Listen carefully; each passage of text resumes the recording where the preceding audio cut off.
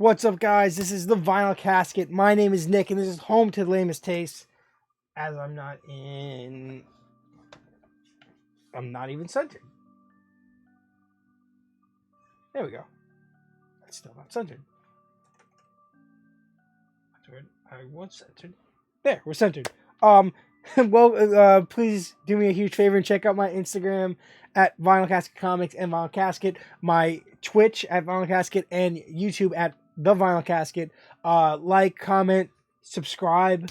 Huge. I got two album reviews on there. We got movie reviews, trailer reactions. We got gameplay footage on Twitch and there, pre-recorded, recorded, manga reviews, unboxings, and my weekly comic book reviews. So this is everything I pick up and read. We go from Independence, Marvel, then DC. Be on the lookout because soon there will be a catch up, like what's the proper word? Comprehensive review of the first two issues of Angel and issues 2 and 3 of Buffy the Last Vampire Slayer. Caught up with these series after finally getting the issues and finding the issues at a local indie shop. So there will be a small comprehensive review covering these two Buffy's titles coming soon, along with the the overview review of the Mighty Morphin and Power Ranger lines from Boom Studios that I was going to be doing will be also coming soon, but will be being done with Mr. Manny Reads Comics on Instagram, TikTok, and YouTube, which you can check out our weekly roundup show every Tuesday on his channel. And with that, we're getting into indies. We have 3 books, all from Image Comics, celebrating their 30th anniversary. We're going to start off with one of my favorite books, Hellcop. Awesome cover. This issue is issue 5. This issue of Hellcop, we are approaching the point where our main character is finally getting out of hell after stealing the senator that they kind of like fake being dead off the Grim Reaper train, and he met the original Hellcop, and it's helped him get his way through, and he's making it through to save his friend. And it's really cool how this whole government organization is really corrupt, and there's this whole like conspiracy that's about to be blown open. I love the artwork. It's very unique, and I love the pacing of the story. I like how they're building this character. Like, I still don't know a lot about him, but you're knowing a lot about him. It's really interesting. I'm going to give it an 8 out of 10. Solid book. We go into issue 8 of Nocterra. This is the second book back from a hiatus. This is by Scott Snyder, right? Yes, sir. Long Island native.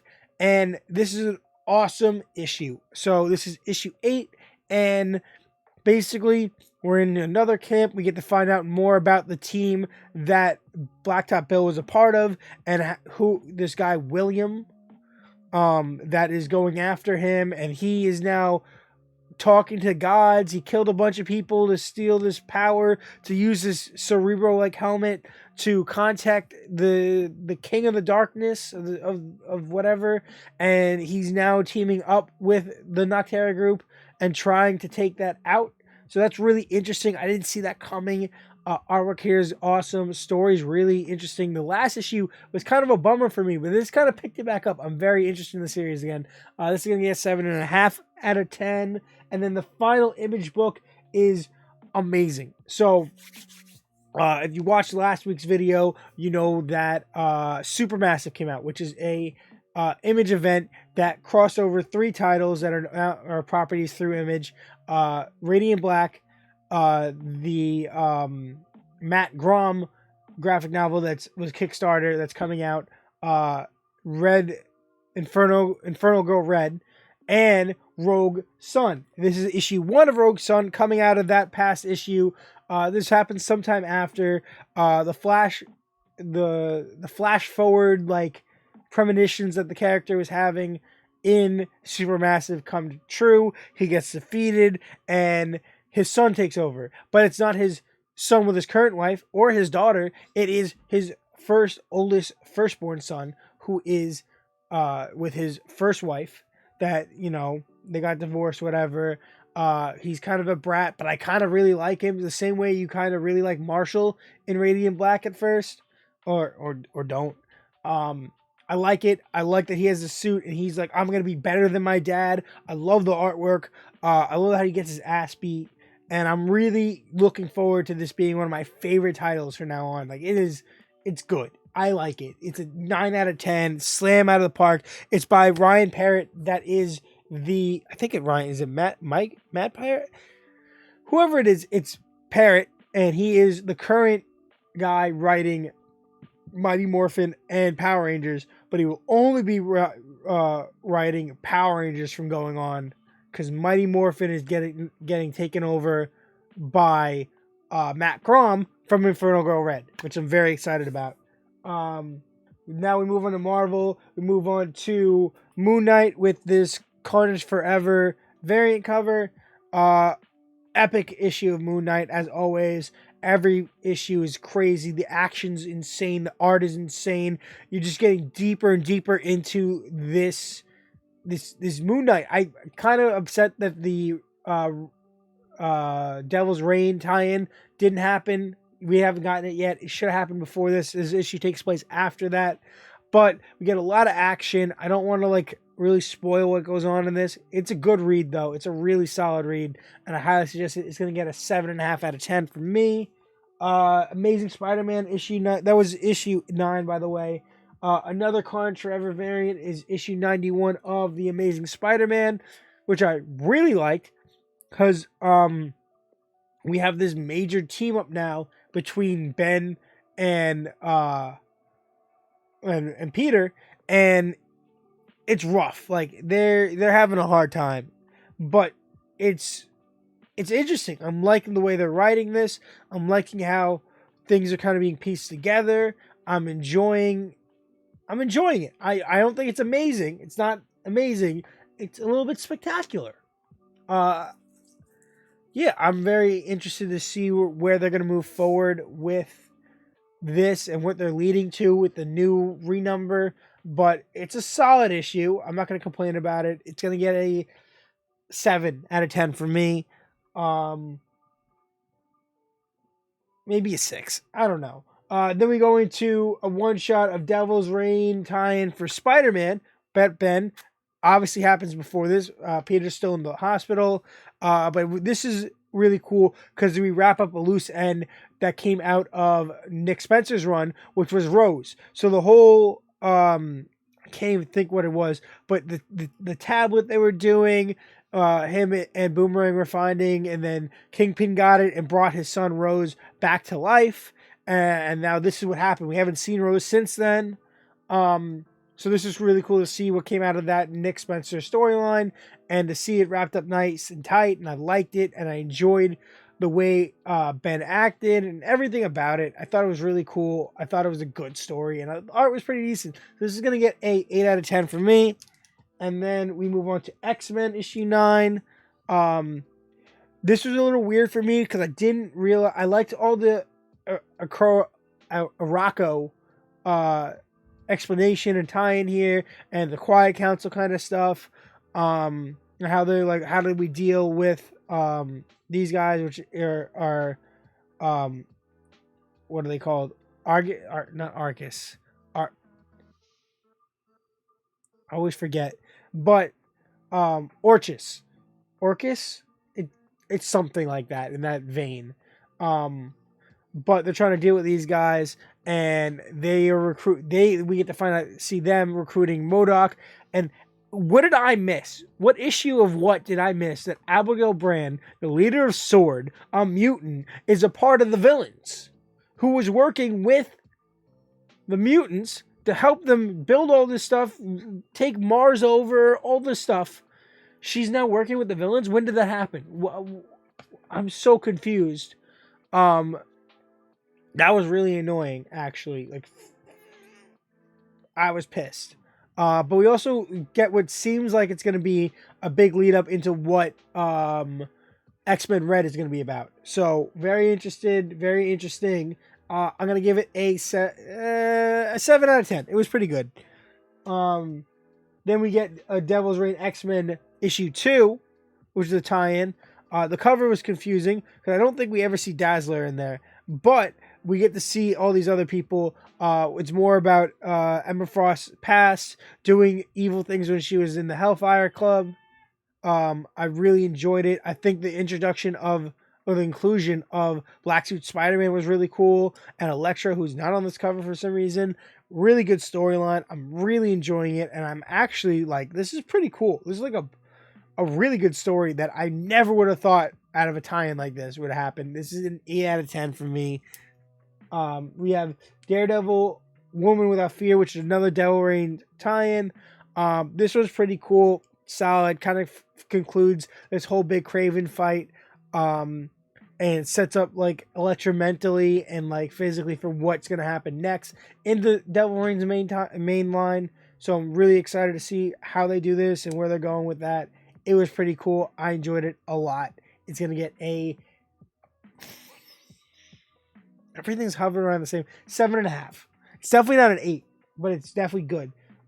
We have a issue 1 here with a Scotty Young cover for Strange. So this is Doctor Strange is dead, and his wife has taken over as the Sorcerer Supreme of Earth. She's the Sorcerer Supreme of the Dark Dimension also, so she's a double Sorcerer Supreme. I really love the art here. I love the character development they're giving her. I like how she really told Doctor Doom off. I enjoyed that a lot. I thought it was really cool, and it was an interesting way to start the series. A series that I wasn't going to get, and then when I saw that this cover, I told my guy, I'm like, I know I didn't put it on my list, but can I grab this cover? He went for it, and now I'm stuck. I hate that. That's a 9 out of 10. Slam out of the park. We got issue 2 of She-Hulk, which is a 10 out of 10, bro. This is my favorite, one of my favorite Marvel series right now, next to Ben Reilly Spider-Man, and the next book. But this is amazing. Artwork here. I love the development. I love how they give you background information while developing the new story at the same time. So it doesn't feel like they're reiterating something that happened in the past, but they are technically, but they're building forward in a story, and it's really cool how they develop these characters. This is 10 out of 10. And then Alien issue 10 with that ratio 1 out of 25 cover. Fantastic here. It's sliding up a little bit. Let's slide it down. Yes. Amazing. We get to further the storyline. We're on the colony planet. The aliens are attacking. They don't want to go in the mine, but they get to the other camp where this guy's been dating this girl over the phone because they've been the communication people, and he's looking for her, but he doesn't know what she looks like. He goes in the mine. They have to go after her, and they see the hive. They're using the android's fucking head to guide them, and he's really annoying. And we get to see a brand new type of alien, whatever it is, because it wasn't a face hugger, which got the main character originally in the series. Another character, the alien grabbed another alien or held it down and let this other alien like shove its mouth, this little tiny like worm looking thing, into the host's mouth and like implant something, which normally it's a face hugger that wraps his neck around the neck, its tail around your neck, and clamps its hands on there and implants it in you. But this one was like a whole new different thing that we've never seen before. So it blew my freaking mind. That was a 9 out of 10. We move on to DC finally with issue 1 of War for Earth 3. So this is a 1 of 2 series, which basically is an alpha and an omega with an issue of Suicide Squad, an issue of Nightwing, and an issue of Flash, I believe. Or maybe it's Teen Titans Academy. It might be Teen Titans Academy. So it's 3 issues in between a 1 and a 2, and that tells a story. So basically we start off, cool cardstock cover. We basically start off with just like a continuation of what's been happening in the Suicide Squad. We're now on Earth 3, and how basically this is how why can't I think of her name? Oh, you're gonna tell me I can't think of her name? But how the leader of the Suicide Squad, I'm so mad I can't think of her name. has recruited members like Ultraman and members of the Crime Syndicate, and it's really cool. It's brutal. It's pretty cool. I enjoyed it. And then, so that's gonna be an 8 out of 10.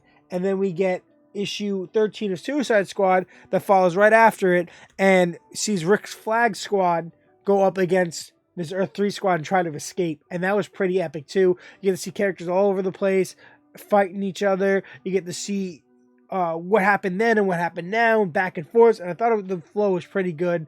I'm gonna give it an 8 out of 10. I'm really enjoying this. I can't wait for the next 3 issues that wrap up this little event. We have Batman issue 121 with the cardstock cover. That was a cardstock cover also. This was cool because it wrapped up this storyline of Batman and Batman Inc., and Lex Luthor. But I thought it was super rushed. It was sloppy. It wasn't done the way we thought. We got a lot of build up for this issue you're a couple pages in. They're like, yeah, double cross. Oh, triple cross. Oh, that was easy. All right. I was very not happy with how this happened and how easy it was and how they put development on parts of the story that I didn't care about, and the parts that really needed a development kind of got overshadowed by nonsense. I'm going to give it a 5 out of 10. I'm excited for them to go into the Shadow War or whatever they're doing next. And then final issue of the week is issue 5 of 12 of Tom Taylor's Dark Knights of Steel. Solid slamming book. I'm loving it. I'm really, really enjoying this. Yeah, it's been a fun ride. It really has. I can't wait. We have 7 more issues, right? 7 more issues.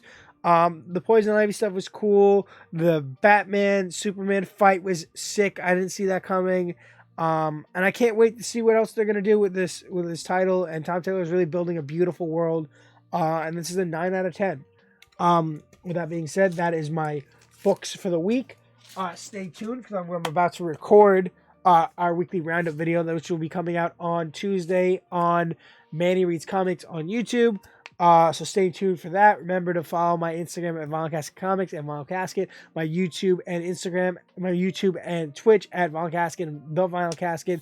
Like, sub, follow, drop a comment, hit the bell, do your thing. I really appreciate it. Tell me something. And remember to do me a major favor and stay lame.